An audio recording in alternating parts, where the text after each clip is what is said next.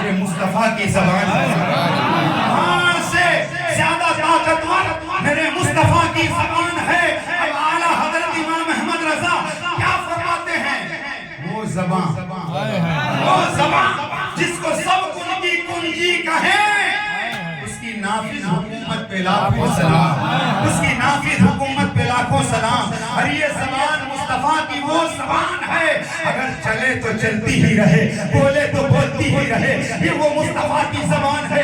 جب چلی تو ابو بکر کو صداقت کا تاجدار بنا دیا، جب زبان مصطفیٰ چلی تو عمر کو عدالت کا بادشاہ بنا دیا، جب زبان مصطفیٰ چلی تو عثمان کو سخاوت کا تاجدار بنا دیا، جب زبان مصطفیٰ چلی تو حیدر کرار کو شجاعت کا بادشاہ بنا دیا، جب زبان مصطفیٰ چلی تو حسنین کریمین کو جنتی جوانوں کا سردار بنا دیا، جب نبی کی زبان چلی تو بلال کو عاشق رسول بنا دیا۔ نبی کی زبان جب چلی تو چلتی رہی، اسی لیے صوفیہ فرماتے ہیں کہ پہلے ہم نے زبان مصطفیٰ کو مانا، پہلے ہم زبان مصطفیٰ پر ایمان لائے ہیں، ہم نے پہلے زبان مصطفیٰ کو مانا ہے، پھر زبان مصطفیٰ نے جو کہا وہ مانا، زبان مصطفیٰ نے جو کہا ہے ہم نے وہ مانا ہے۔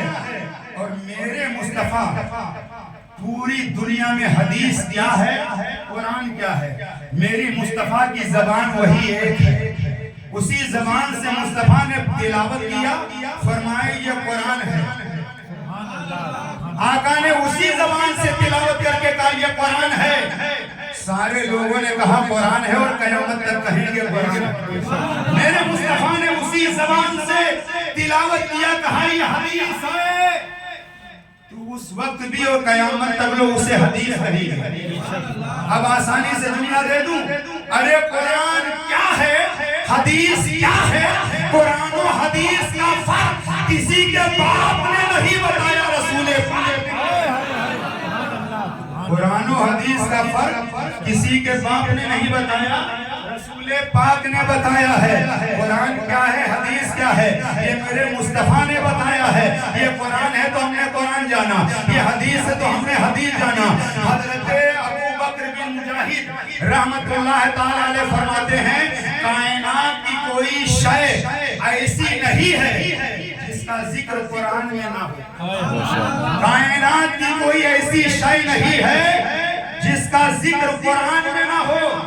حضرت عبداللہ ابن عباس رضی اللہ تعالیٰ عنہ فرماتے ہیں کہ اگر میرے اونٹ کی رسی گم ہو جائے، حضرت عبداللہ ابن عباس رضی اللہ تعالیٰ عنہ فرماتے ہیں اگر میرے اونٹ کی رسی گم ہو جائے تو میں جنگلوں میں تلاش نہیں کروں گا، میں کتاب اللہ میں تلاش کروں گا، میں اللہ کی کتاب میں تلاش کروں گا اور وہ مجھے مل جائے گی، مجھے مل جائے گی۔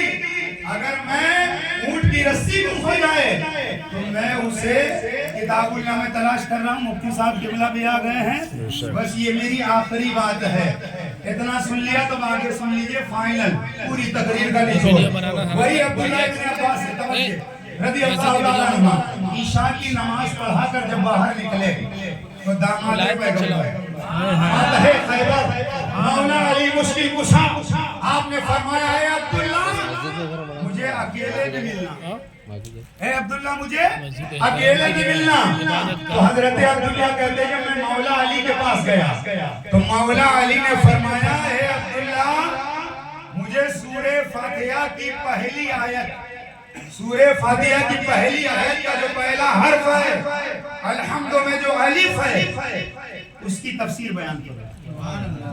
مولا علی نے کہا کہ اس سے عبداللہ ابن عباس سے جن کا فرمان ہے کہ اونٹ کی رسی گم ہو جائے تو کتاب اللہ میں تلاش کروں گا مجھے مل جائے گی۔ مولا علی ان سے فرماتے ہیں الحمد میں جو الف ہے اس کی تفسیر بیان کرو۔ عبداللہ ابن عباس سے جب مولا علی نے کہا تو عبداللہ ابن عباس نے لا علمی ظاہر کیا تو مولا علی کھڑے ہو گئے اور آپ نے الف کی تفسیر بیان کرنا شروع کیا تو کئی گھنٹے گزر گئے۔ پھر مولا علی نے فرمایا عبداللہ مجھے لام کی تفسیر بیان کرو. لا علمی کا اظہار کیا. مولا علی نے جب لام کی تفسیر بیان کی